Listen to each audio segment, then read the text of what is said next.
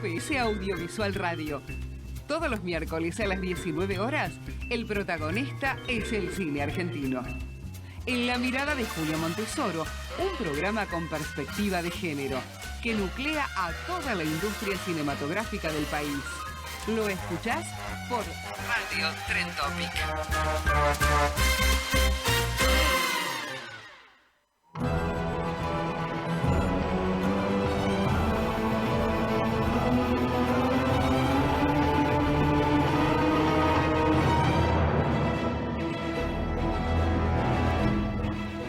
Buenas, buenas, buenas. Bienvenidos a GPS Audiovisual Radio en nuestro tercer año de emisión, con la producción periodística de Norberto Chab y la conducción de quien les habla, Julia Montesoro. Vamos ya mismo a nuestras primeras invitadas de hoy. Son días donde el fútbol impregna nuestra vida cotidiana y solo podemos hablar y respirar fútbol.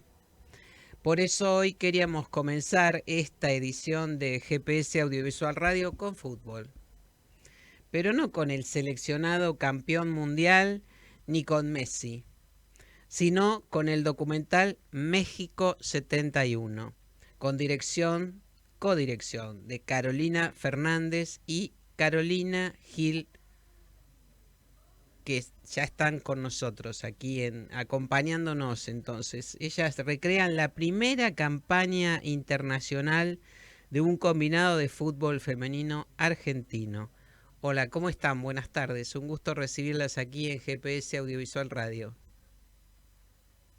Hola, ¿qué tal? Bueno, buenas tardes, Julia, y a todas y todos los oyentes.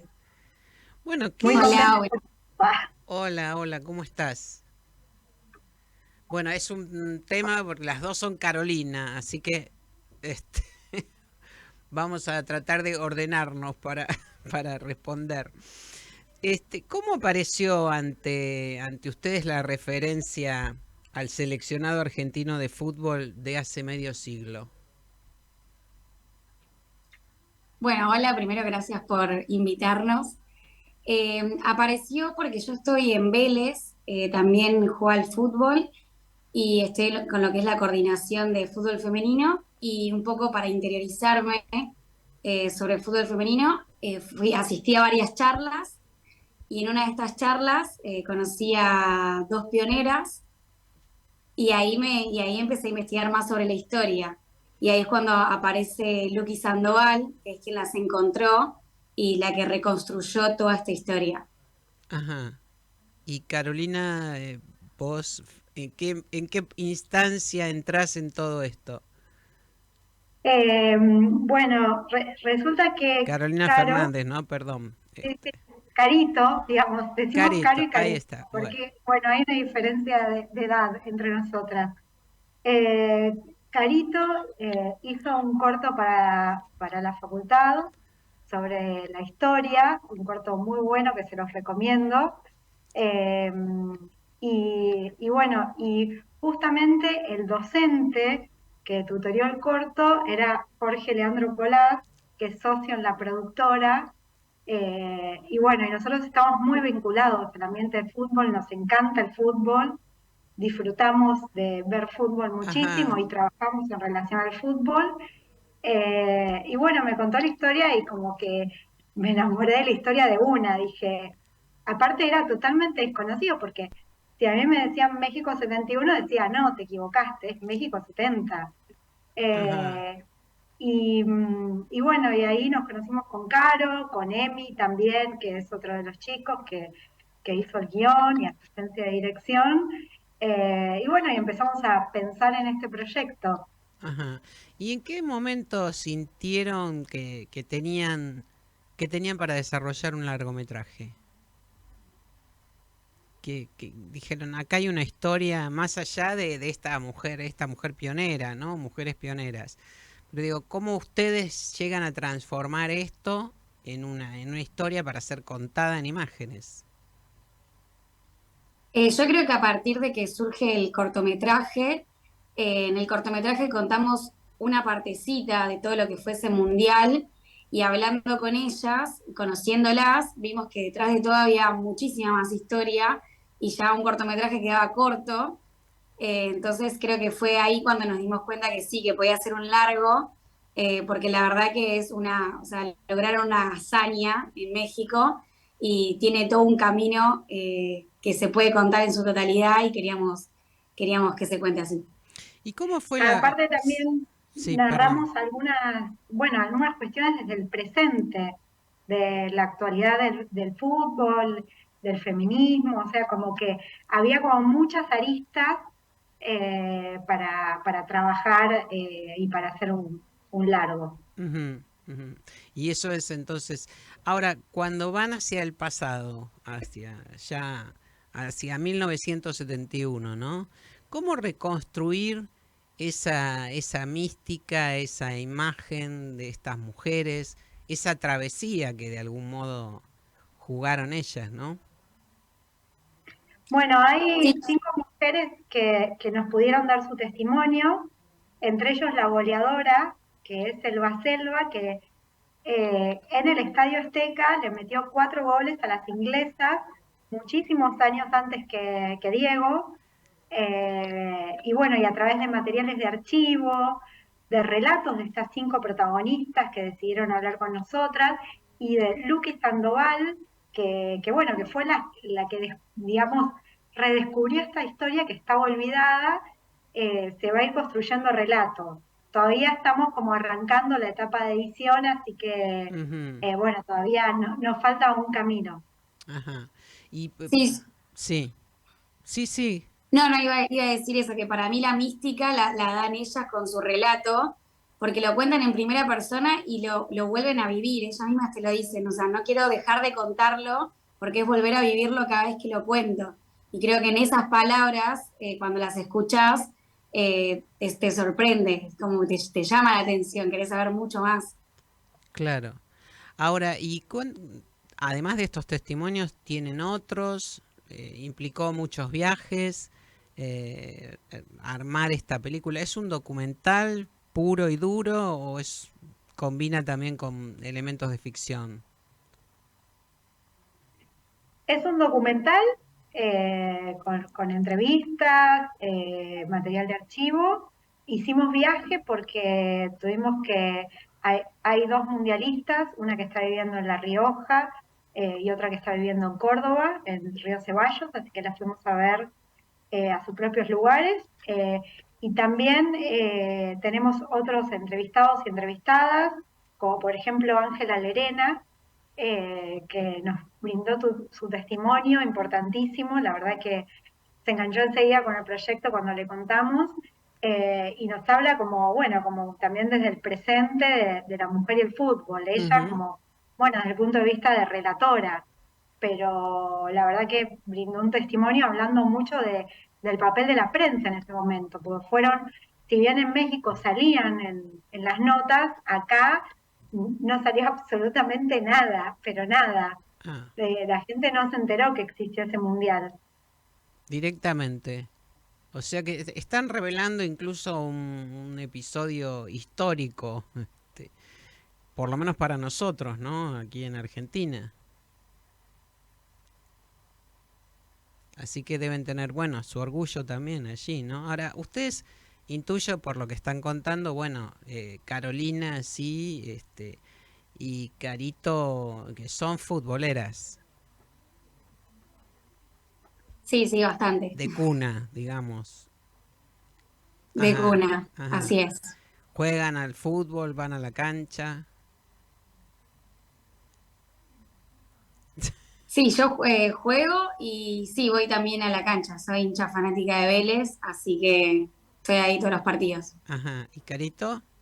Yo a veces voy a la cancha, pocas veces, más que nada por laburo, porque brindamos servicios a algunos clubes, acá en la productora, y entonces, bueno, me toca, me gusta, y sí me gusta el fútbol como deporte, digamos, este mundial lo viví con una intensidad, digamos, existía el mundial y después todo lo demás, toda la vida se organizó en función de eso.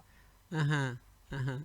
Ahora, ¿Qué diferencias se encuentran ustedes, ya que recién mencionabas, Carito, que bueno, vienen al presente también a partir de aquella epopeya, se puede llamar así, ¿no es cierto?, de estas mujeres.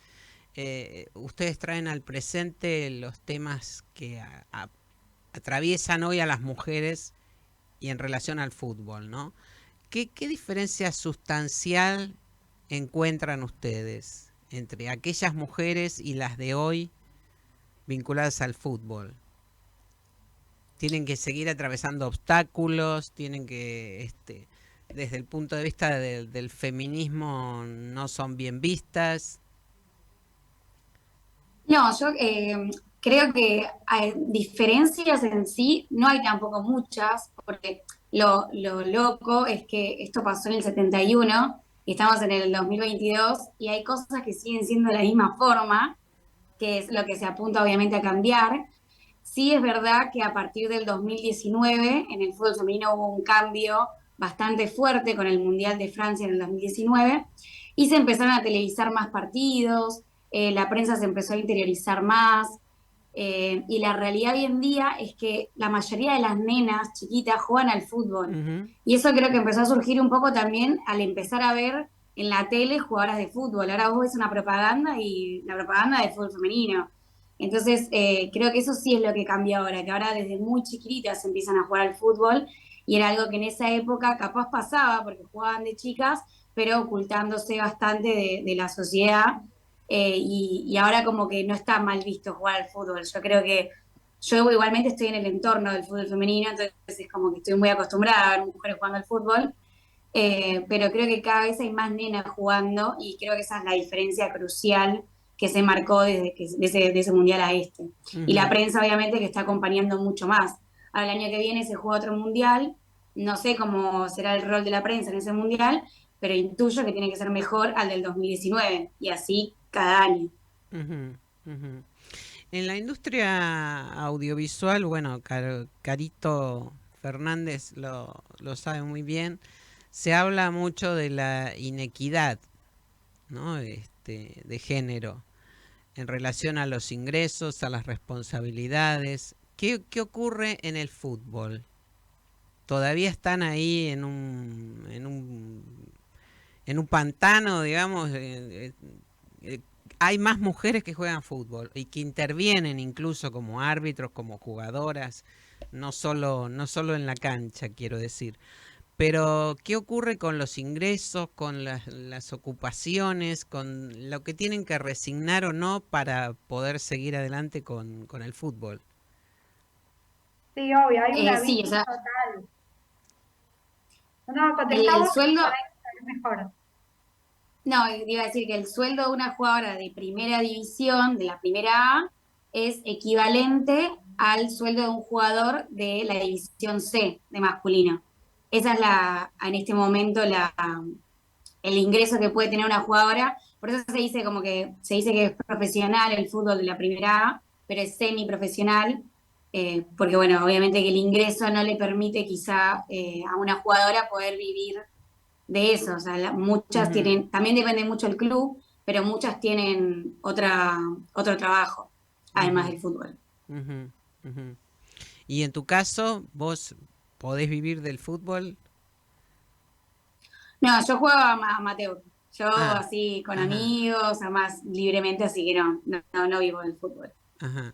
¿La película va a reflejar estas cuestiones? Entonces, les pregunto a las dos, ¿no? Sí, totalmente. ¿Va a dar También otra de cuenta? las entrevistas, la primera jugadora, digamos, que tuvo un contrato AFA, Maca, que bueno, que lo cuenta abiertamente también. Pero bueno, también un poco, todavía no entramos en la etapa dura de edición, pero yo creo que lo que estuvimos hablando hasta ahora con la editora, que va a ser Karina Espósito, eh, como que vamos a contar la épica, digamos, de estas mujeres yendo sin absolutamente nada a un mundial, entrando, porque allá se llenó el Estadio Azteca, ya fue furor, y las Ajá. argentinas eran furor, entrando a este Estadio Azteca y si bien obviamente no salieron primeras, haciendo la hazaña de ganarle a las inglesas 15 años antes que la selección del 86. Ajá. Y obviamente, no voy a spoilear el final, pero bueno, es de público conocimiento que acá nadie se enteró de ese mundial, ni la Ajá. prensa, ni las personas, incluso, bueno, también otra parte fundamental de la película es una exposición de objetos de México 71 que hicimos hace algunos meses y donde entrevistamos a las personas que venían al museo y que hicieron la visita guiada y personas que decían que estaban enteradas de más o menos todo lo que pasaba, jamás se enteraron que ocurrió un mundial en el 71. Ajá. O sea que en ese sentido el rastreo de material de archivo debe haber sido arduo para la película, digo, porque, bueno, ustedes mismas están diciendo que aquí no encontraron al menos un artículo que hiciera referencia a algún medio periodístico que hiciera referencia a estas mujeres y a ese mundial. Sí, encontramos acá un artículo, bueno, en un diario conocido, Ujú. que decía, la nota decía, el fútbol no es para chuchis. Y bueno, era un periodista que claramente hablaba criticando a esas mujeres que juegan al fútbol. Pero fue lo único, y sí, fue muy difícil. Es mucho también de datos que ellas te van contando, capaz nombran a una persona, un partido, una fecha que se acuerdan, y a partir de ahí fue que empezamos a hacer la investigación, y también mucho que tienen ellas, capaz de archivo, que se guardaron algunas, eh, algunos recortes que se guardaron también nos lo cedieron para la película. Ujú, ujú. ¿En qué etapa se encuentra la película en este momento? ¿Están Eh, arrancando la edición? sí, sí, Ujú, estamos arrancando la edición. La ujú. idea es editar durante el verano y bueno, y poderla tener lista para el año que viene. Ajá. ¿Hay alguna tentativa de estreno? ¿Pensando en algún tipo de formato en pantallas? No, la verdad que sabemos que es un tema que va a generar interés, que va a llevar público a las salas, porque toca como muchos temas que interesan a mucha gente.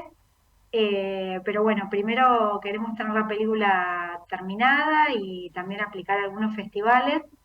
Todavía es algo bueno, que todo este año fue rodaje y también mientras rodábamos investigamos más cosas porque una persona nos decía, bueno, tienen que investigar y íbamos, Ujú, investigábamos y como que se fue dando una cosa, llegó a la otra y bueno, y todavía arrancamos tibiamente la edición, digamos, pero la idea es que la parte fuerte sea en el verano. Y sí darle esto que les contaba antes, que no sea digamos, una peli documental como tradicional de entrevistas, sino que tenga el relato de la épica de lo que realmente hicieron estas mujeres, que bueno, que sentimos que la peli va a ser un acto de justicia porque va a dar a conocer la historia de ellas. claro, totalmente. Bueno, estamos entonces atentas y atentos a lo que ocurra con México 1971. Este es el título definitivo ya. ¿O todavía no saben? Están pensando. Creemos que Ajá, sí. Creemos que ajá, sí, pasamos por ajá, varios títulos. ajá, ajá. Bueno, bueno. Pero por ahora viene una etapa también muy ardua que es justamente seleccionar de todo ese material que tienen, que debe ser mucho, seguramente, qué va a quedar en la película y qué no. Así que, bueno, ya nos estarán contando las novedades, ¿eh? Para el año próximo. Les agradezco muchísimo, Carolina Fernández y Carolina Gil Solari, esta participación en GPS Audiovisual Radio y bueno, lo mejor con México 71 entonces. Muchas gracias y saludos Muchas todos. gracias. Seguimos adelante en GPS Audiovisual Radio. mi vida y mi trabajo está construido de fotografías.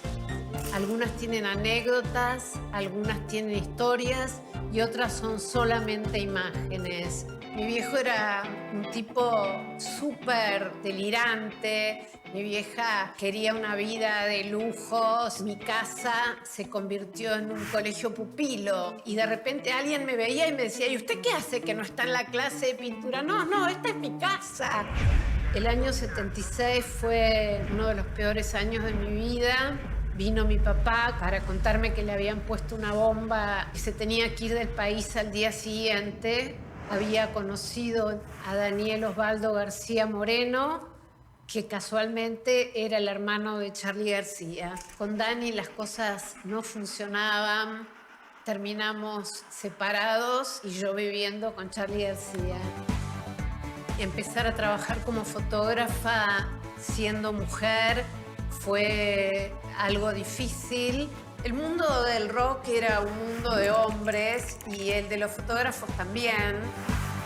Ahí me di cuenta que empezaba a tener que luchar por lo que era el crédito en cada una de las fotos que yo hacía.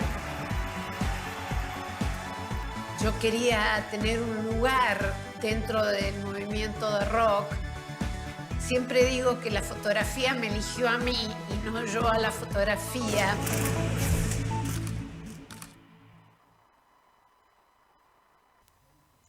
Tenemos noticias. Ya está disponible en plataformas Directoras, Mujeres en Acción, el ciclo de entrevistas temático de la tercera temporada de podcast de GPS Audiovisual, con entrevistas a cargo de quien les habla, Julia Montesoro.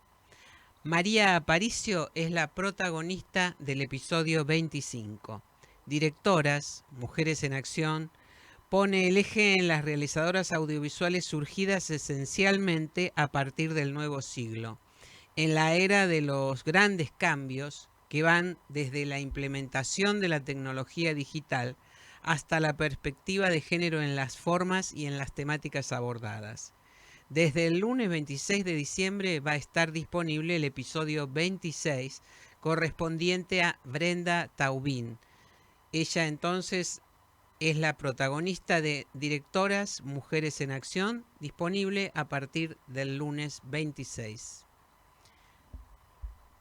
Seguimos adelante. Línea 137 de Lucía Basallo es la película programada por la Subcomisión de Documentales de DAC y estará disponible hasta el domingo 31 de diciembre en forma gratuita en la plataforma de DocuDac.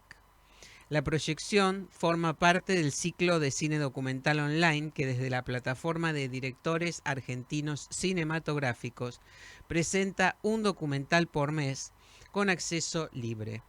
La vida de 4 asistentes sociales y psicólogos que deciden estar disponibles 24 horas del día, los 365 días del año para asistir, socorrer y acompañar a mujeres que sufren casos de violencia de género, sexual y familiar, es el eje de Línea 137, la película de Lucía Basallo que forma parte del ciclo DocuDac. Estamos ya en contacto con nuestra siguiente entrevistada.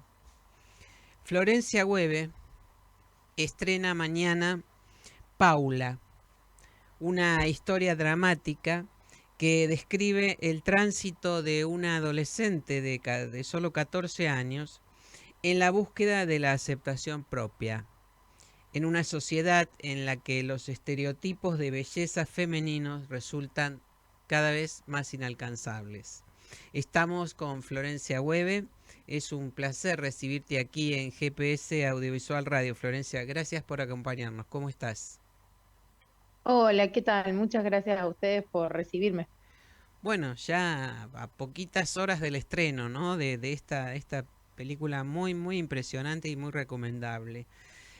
¿Cómo surgió, cuándo comprendiste que tu propia historia podía dar lugar, dar pie a una película? Bueno, en realidad creo que eh, o sea, en realidad el primer motivo por el cual yo empecé a escribir Paula fue como más una motivación personal. Me parecía que era un tema importante a exponer, a debatir. Y cuando empecé a compartir el guión con colegas y compañeras de trabajo, me di cuenta, o mejor dicho, confirmé que era un problema que la verdad es que aqueja a prácticamente todas las mujeres, esta cuestión del ideal de belleza y todo el daño que le hacemos a nuestros cuerpos para intentar alcanzar un ideal que en realidad es ficticio y solo sirve para que consumamos diferentes productos. Ujú. Entonces, creo que ese fue el momento en el que terminé de entender que Paula no era una necesidad personal, sino que era una necesidad un poco de todas. Poder empezar a poner este tema sobre la mesa y poder empezar a hablarlo con un poco más de naturalidad y que el dolor no sea transitado de manera tan solitaria, porque la realidad es que no estamos solas y somos más diría que muchas más de las que pensamos Ujú. que somos las que estamos pasando por situaciones como la de Paula. Ajá. ¿Y cómo fue el proceso de convertir en textos esas experiencias personales, pero también lo que te relataban otras mujeres? Que imagino que de distintas edades, no solamente adolescentes. La película hace foco en adolescentes, pero bueno, es una problemática que sí, abarca a todas las mujeres prácticamente. ¿Cómo convertiste en Sí, textos esas situaciones para llevarlos a una película? sí, en realidad el guión arrancó un poco siendo como una secuencia de un montón de experiencias propias, a las cuales fui dando un hilo conductor. Sí me pasó que en un momento la realidad superaba a la ficción y había cosas que yo había vivido, que había sufrido, que había escuchado, eh, que, que realmente escritas en un guión parecían inverosímiles. Que eso es algo muy, muy loco también, que creo que le debe haber pasado a muchas personas que escriben cuestiones personales. Después llegó el momento de separarme un poco de Flor, digamos, y empezar a pensar en Paula, y sobre todo en esa Paula que era una adolescente del 2021, digamos, no era una adolescente del 2000 como yo. Mm. Entonces, bueno, de repente ese fue el momento en el cual hubo que agregar tecnologías, celulares, y esa fue la parte más difícil para mí, porque yo no fui adolescente con celular. Entonces, ahí hay una cuestión de la exposición en redes y del ser adolescente que desconozco. Y bueno, en ese punto sí me ayudaron muchísimo las actrices, ellas fueron un poco el faro en eso. Más allá de las investigaciones que hice, me metí en Instagram, en Facebook, bueno, en un montón de nuevas plataformas que hay en Sí. Internet. Y bueno, pude ver cómo está como actualizado eso, porque cuando yo era adolescente en realidad sí existían, pero eran mucho más rústicas, eran Ujú. blogs, fotologs y cosas así Sí, como los sí, primeros pasos de las redes de sí. aquel momento. Se me está cayendo el documento, pero bueno. Eh, y bueno, esta cosa de la inmediatez, ¿no? De que le llegan mensajes y mensajes y mensajes, es una cosa Sí, de locos, sí. y eso fue como, bueno, reflexionarlo con ellas también, con las actrices, ¿no? Y como decir, bueno, ¿y ustedes cómo lo viven? ¿Qué les pasa con eso? Teniendo tipo 15 años, 16 años y verse como en la obligación de estar como monitoreadas por un celular todo el día, como me Sí, parece como re loco que haya como esta urgencia de comunicarse, ¿no? sí, como, además como en una vidriera permanente, ¿no? Expuestas todo el tiempo, constantemente. Ahora, Paula aborda los márgenes de la bulimia y la anorexia, un hecho infrecuente en el cine argentino, ¿no? ¿Cuáles fueron los límites que te impusiste a la hora de contar y de mostrar? Y el show de la enfermedad, el morbo, esas eran las cosas en las que no queríamos caer, digamos. Mi idea no era mostrar a una adolescente enferma en términos de salud física extremos y caer como en este show de verla internada y porque tampoco quiero ni quería en aquel momento que empezamos a pensar en la película, eh, mostrar la bulimia y la anorexia como eso, ¿no? Porque creo que eso es un gran como mito social de que el anoréxico se ve de una forma, que somos, no sé, son personas súper flacas, que se le ven todos los huesos, y no, y la realidad es que los trastornos alimenticios van mucho más allá de terminar con una menstruación cortada o intermitente deshidratado, desnutridos en un hospital. Esos son casos súper extremos que ya trascienden las cuestiones psicológicas y ya empiezan a afectar en todo el resto de los órganos y los aparatos biológicos corporales. No era esa la idea era mostrar otra cuestión que es mucho más fina, mucho más indetectable y que suele ser la más común y la que nos acompaña el resto de nuestras vidas, que es el malestar constante con nuestro cuerpo y cómo en algún momento tácito de nuestra vida, desde muy jóvenes y cada vez desde más jóvenes, nos enseñan tácitamente a odiar nuestro cuerpo, a que no es suficiente y de qué maneras súper dañinas para llegar a un cuerpo ideal, que es mentira, y que pasamos el resto de nuestras vidas de alguna forma ocupando demasiado tiempo y gastando demasiada plata en intentar llegar a ese ideal que no existe y que aún lleguemos no nos va a hacer felices porque la felicidad va por otro lado. Entonces, la idea era ir como a eso, a lo más finito, a esta cosa de, bueno, ok, Paula ya aprendió que su cuerpo no es suficiente. Ahora va a tener que convivir con eso el resto de su vida y ver cómo hace, sin necesidad de caer en esto, en el morbo y en la cosa oscura de ver a un cuerpo muriéndose y deteriorándose. Sí, eso es mucho. Tiene una intensidad mayor la historia de Paula gracias a la caracterización de Lucía Castro, que es un trabajo Bueno, sí, realmente muy bueno. ¿Cómo llegó al ella es proyecto? sublime. ¿Cómo llegó al proyecto? Lucía llega por casting. Nosotros hicimos un casting en Córdoba muy grande, fueron muchísimas chicas. Debo reconocer que en Córdoba hay un gran potencial de chicas jóvenes, actrices, la verdad, porque vinieron muchas chicas con experiencia y sin experiencia actoral y pudimos sacar de ese casting 3 grupos posibles de amigas, o sea, de Paulas y de amigas, de diferentes rangos etarios. Teníamos un grupo un poco más adulto, un grupo más adolescente y un grupo un poco más preadolescente. Y la verdad es que Lucía fue la que más nos impactó, la que más nos enamoró. La cámara la ama, o sea, es como, yo no, siempre intento hacer solo entender, yo realmente no sé cuánta conciencia tiene ella de eso real, pero Lucía es una chica muy común y cuando le pones la cámara al frente es como que ya deja de ser común, pasa a ser una cosa muy especial lo que tiene con la cámara. Y bueno, pudimos ver eso en ella, la llamamos un callback a ella y un montón de chicas más, y en ese callback fue que terminamos de decir, bueno, sí, hay que armar el grupo de amigas en base a Lucía, que ella estaba dentro del grupo de adolescentes que habíamos seleccionado, y bueno, y el resto de de las amigas se armó en base a Lucía, porque ella tenía, no sé, tiene como un ángel con la cámara, impresionante, y bueno, creo que no nos confundimos, que fue una gran elección, porque aparte ella entregó todo por el personaje, conectamos súper bien, entre las dos pudimos darle muchísima fuerza a Paula.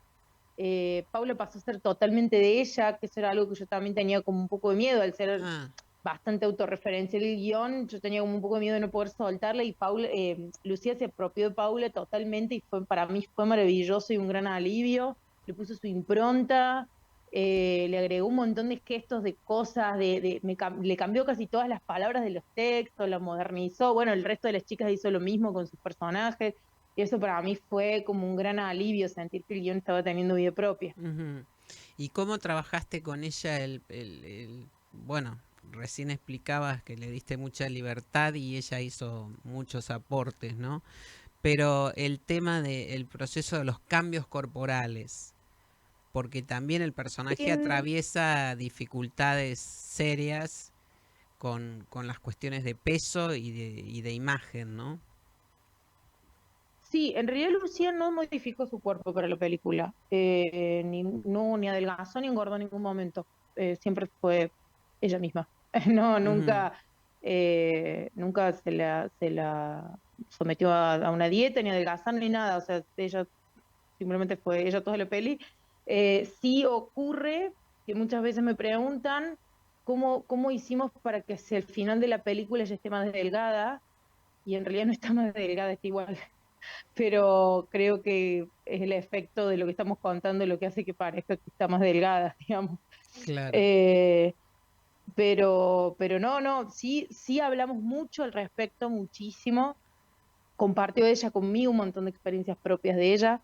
Yo me abrí muchísimo y le conté un montón de cosas que yo había vivido, nos reímos mucho, lloramos mucho, y lo más hermoso fue que de todas esas charlas y esas reflexiones sacamos como en común y en claro que nuestro horizonte era hacer una película para todas las mujeres y las chicas y las niñas que estuvieron o van a estar alguna vez en el lugar de Paula, y, hablando entre las dos, llegamos como a la conclusión de que era muy importante lo que estábamos haciendo para todas estas mujeres que pudieran alguna vez ver la película.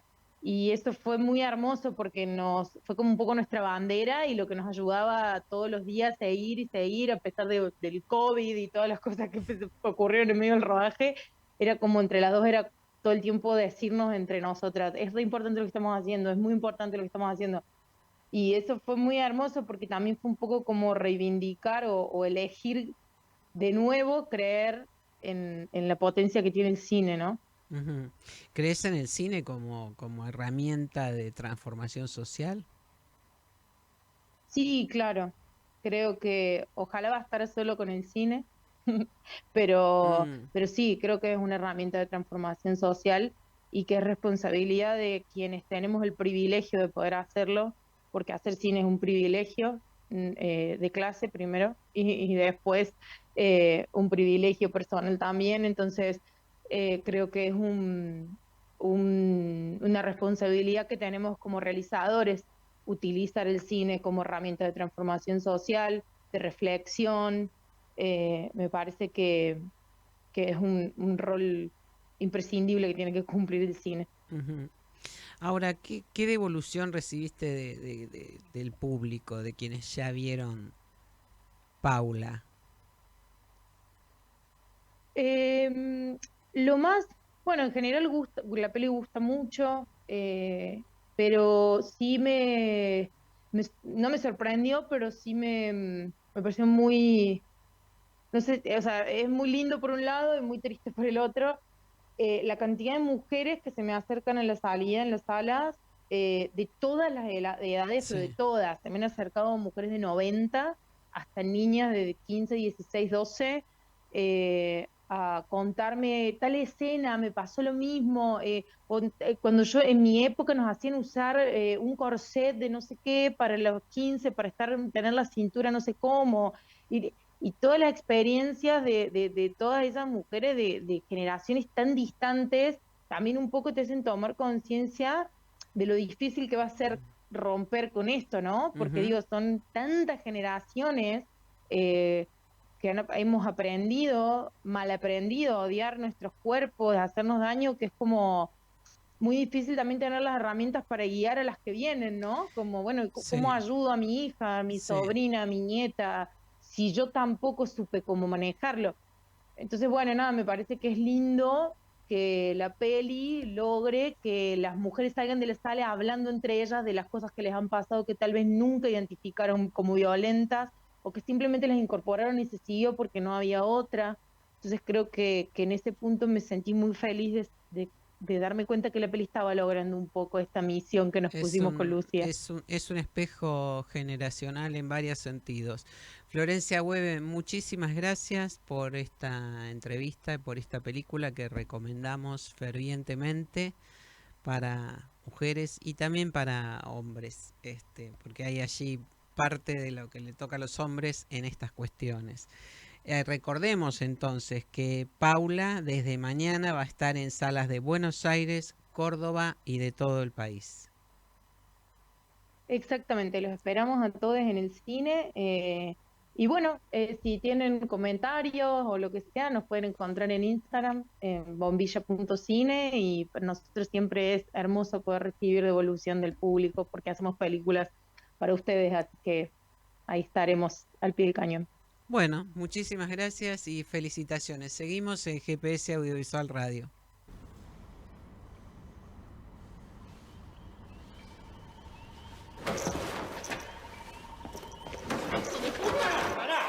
¿Dónde está mi hija?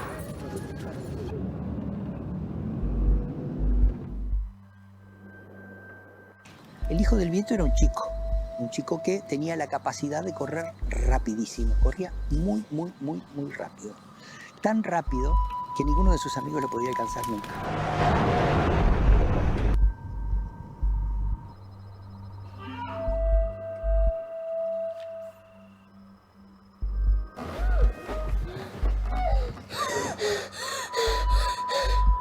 Me pasa los documentos, tengo que terminar la ficha. Cuando oscurece, una película de Néstor Massini con Andrea Carballo, César Troncoso y Martín Realizar hasta el 4 de noviembre.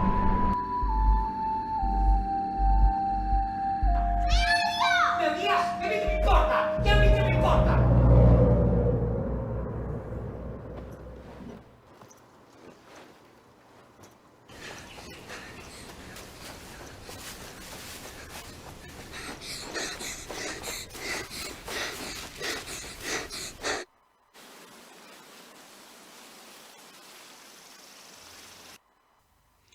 Sergio Romero es productor audiovisual y transmedia, guionista, director, docente y vicepresidente del Clúster Audiovisual de Mendoza, provincia que prevé destinar 500 millones de pesos para la atracción y financiación de proyectos audiovisuales como películas, series, publicidad, videojuegos, para ser trabajados en esa provincia. Estamos con Sergio Romero. ¿Cómo estás, Sergio? Un gusto recibirte aquí en GPS Audiovisual Radio. Muchas gracias por la invitación, muy contento de estar acá. ¿En qué estado se encuentra la provincia de Mendoza para fomentar y estimular la actividad audiovisual?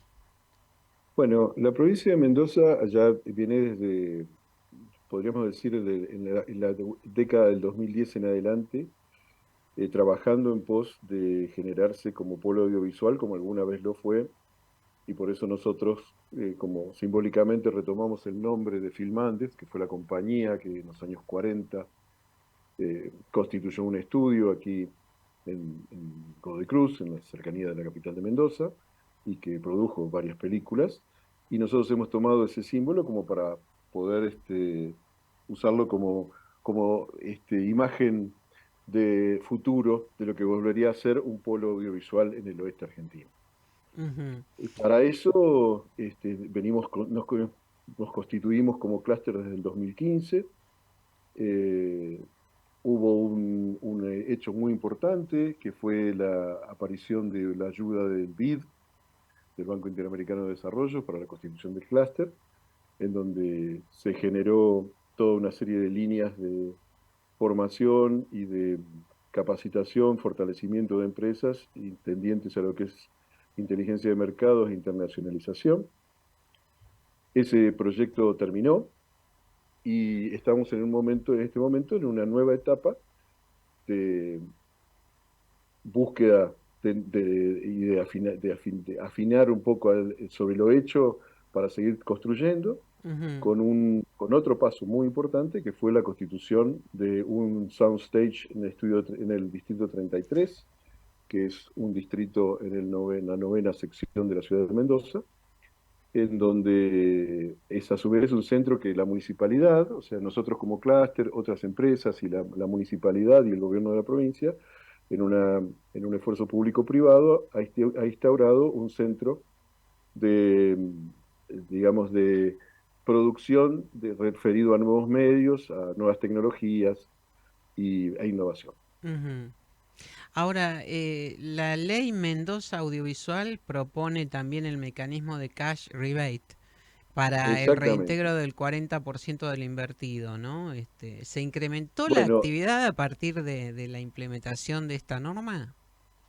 en realidad, para ubicarte un poquito en el contexto, como bien te decía, esta acción que viene de años, lo que ha generado son un ecosistema productivo en donde hay proveedores de servicios que antes no existían, por ejemplo, rentals, Ujú. eh, instalaciones y productoras de distinto porte. La mayoría micropymes, algunas ya con otro nivel de constitución que trabajan a nivel nacional y otras que lograron ya producir en regímenes de coproducción internacional. En ese contexto se siguió trabajando entre las asociaciones, entre las cuales el clúster tuvo un lugar muy importante, y el gobierno para poder generar fomento y posibilidades de atracción de inversiones.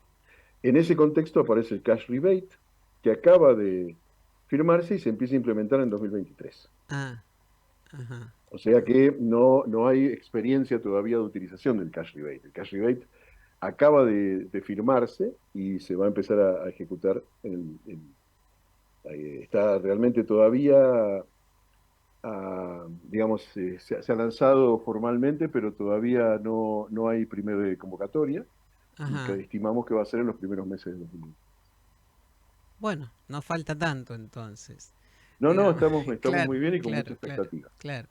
Ahora, hay una articulación público-privada allí en Mendoza, muy interesante, por cierto. ¿Y cuáles son los beneficios para cada una de las partes en este trabajo mancomunado de producción? Mira, en Mendoza, más allá de la historia, que con lo que empezamos contando, Ujú. es muy importante entender que es una provincia que tiene dos industrias con las cuales nosotros tenemos mucho que ver, digamos, de lo audiovisual de alguna manera, y tenemos mucho que aprender de ellos. Uno es la vitivinicultura, que es una estructura muy propia, en donde ya se pasó justamente de una estructura de grandes bodegas que envasaban millones de litros de vino en botellas a una miríada de bodegas boutiques con mucho ligado a lo temático y ligado a negocios relacionados al alojamiento y al servicio turístico, y la propia industria turística, en donde hay toda una estructura de hotelería, servicios, transportes, relaciones con rutas internacionales aéreas y nacionales, etcétera, que el sector audiovisual puede aprovechar. Y es tanto en el sentido del aprendizaje de esos sectores como nosotros aportar a esos sectores. Seguramente lo conoces, hay un estudio reciente del Observatorio del Instituto Nacional de Cine, del INCA, Sí. donde se habla de la importancia de lo que es la inversión por cada dólar que se invierte en nuestro sector, lo que trae como beneficio indirecto en otros sectores. Ujú. Y Mendoza está muy preparada para eso. Hay muy buena hotelería, están bien organizadas las logísticas, hay estructuras. ¿Qué faltaba? Por eso comencé yo diciendo eso. Y a lo mejor faltaban rentals, que ahora ya van existiendo. A lo mejor faltaba mano de obra específica que había que tener de otros lugares, que ya hoy Mendoza los va teniendo. Y eso nos permite jugar, digamos, en esta liga y afrontar este nuevo desafío de poder tomar un cash rebate y traer producciones internacionales, brindarle servicios, ser productores asociados o en el mejor de los casos coproducir. Que de hecho ha habido producciones internacionales muy grandes allí en la provincia, ¿no? Así Sí, que sí, bueno, tienen experiencia ya en claro, esa ese es la experiencia sentido. que se va ganando, se va Mm, ganando también con el conocimiento, la gente viene y se siente bien, digamos, se siente que puede trabajar aquí.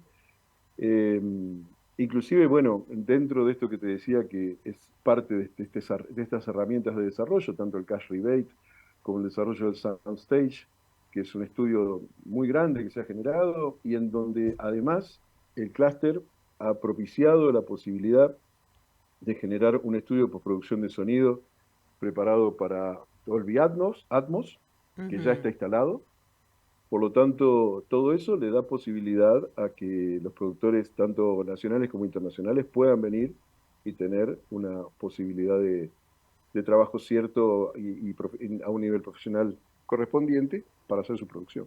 Hay un set de filmación ahí, de hecho, ¿no es cierto? Hay un set de filmación exactamente, que es el Distrito 33, es un distrito que tradicionalmente pertenecía a la Federación Industrial de Mendoza y se hacía así una feria internacional muy importante hace muchos años. Esos lugares quedaron sin función y la municipalidad decidió refuncionalizarlos, pero necesitó del impulso privado. Ahí entramos nosotros, en el caso nos entregaron una nave de esa feria, de un pabellón de lo que era de esa feria internacional, que mediante 36 millones de pesos que aportamos consiguiéndolos desde distintas fuentes, a través de la gestión del clúster, junto a la municipalidad pudimos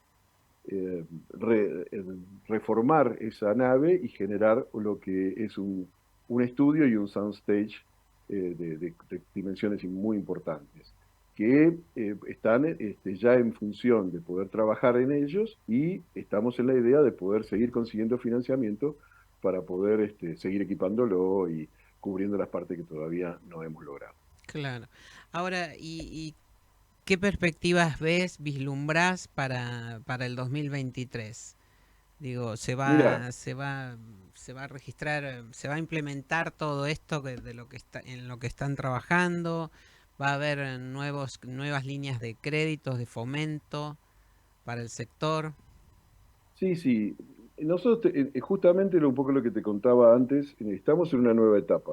Hubo una etapa en donde hubo un ingreso importante de dinero del BID, un programa de acompañamiento y demás que dio sus frutos. Hoy hay que tomar un nuevo camino. Y ese nuevo camino implica también poder mirar una realidad, que es que nuestro sector en todo el país, y Mendoza no escapa de esto, tiene una gran cantidad de micropymes, tiene una gran cantidad de productoras que no tienen una continuidad laboral ni productiva.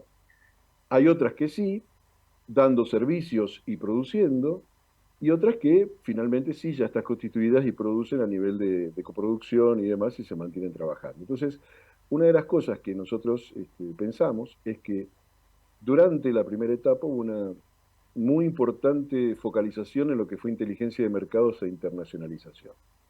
Hoy nosotros pensamos que tenemos que apuntar también a los otros sectores, a fortalecer las otras productoras, aquellas que no llegan a tener la espalda suficiente para poder coproducir internacionalmente o poder inclusive generar vínculos institucionales fuertes con plataformas y poder cumplir, digamos, sino que a eso vamos a apuntar también, al fortalecimiento, a la formación, a seguir formando recursos humanos y el gran desafío es que este cash rebate, que en realidad es de 500 millones el fondo para este primer año, y en donde el rebate se va a dar en un rango de entre 40 y 140 millones, que es mucho y que tiene una característica muy particular, porque el 50% de ese rebate debe ser gastado en Mendoza, pero el otro 50% puede ser gastado en cualquier otro lugar.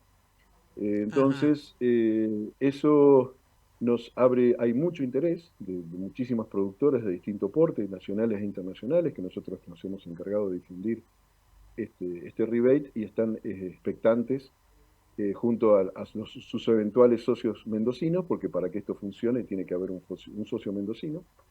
Y allí también, y esto un poco ligándolo a lo que te decía recién, es muy importante que ese socio no solo pueda ser coproductor, o sea, cubrir más del 20%, ¿no es cierto?, de la producción total, sino que puede ser también productor asociado, o puede ser un prestador de servicio quien ejerza el vínculo en el rebate. O sea, lo que estamos tratando es de no solo apuntar a la gran industria, que es lo que buscamos todos, pero también fortalecer a los pequeños, para que puedan ir creciendo justamente, tanto en su formación como en su posibilidad productiva.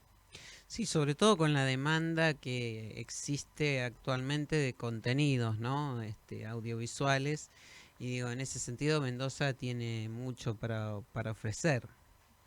Ya hay allí Mirá, una tradición. Mendoza tiene desde muchos lados, porque nosotros no, por ahora, y un poco en el contexto del programa, seguramente cuando hablamos de audiovisual estamos pensando en audiovisuales clásicos, ¿no? En cine, televisión, etcétera. Sí. Pero en Mendoza tuvo una cosa interesante que es, en paralelo a nosotros se tuvo un movimiento de un centro de desarrollo de software muy importante, y una cosa que nosotros sostenemos, y a veces nos cuesta sostener para que nos entiendan, pero lo sostenemos a rajatabla, es que la visión del audiovisual implica también lo interactivo, los medios de realidad extendida y los videojuegos. Entonces, dentro de ese sector, que hay una gran cantidad de estudios aquí en Mendoza, que dentro del clúster que también están trabajando, justamente hoy tuvimos una reunión en donde hablábamos de esto, en donde lo importante es que para nuestro futuro lo que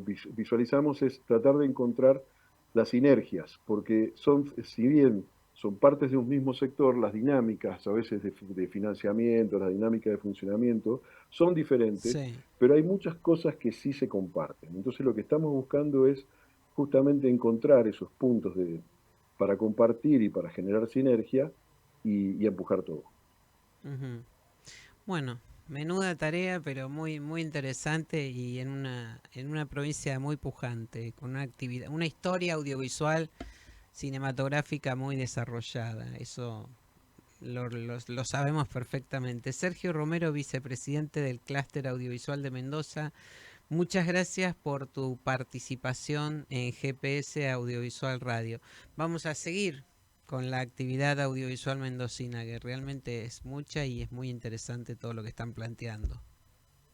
Muchas gracias, y nosotros vamos a ocuparnos también de que tengas toda la información para que nos ayudes a difundir, porque es muy importante que estas oportunidades sean conocidas por todo el sector, no solo por nuestra región, sino por el sector a nivel nacional e internacional. Sí, claramente. Muchas gracias. Bueno, nos estamos despidiendo hasta el próximo miércoles, como todos los miércoles a las 19 en vivo por radiotrentopic.com.ar y Facebook Live de GPS Audiovisual.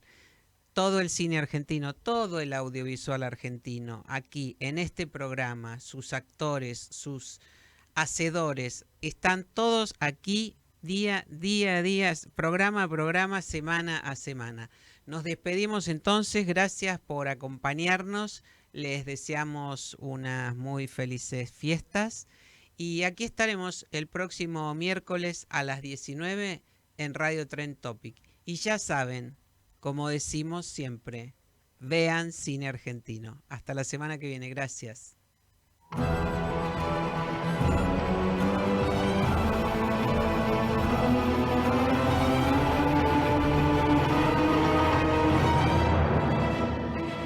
Esto fue GPS Audiovisual Radio.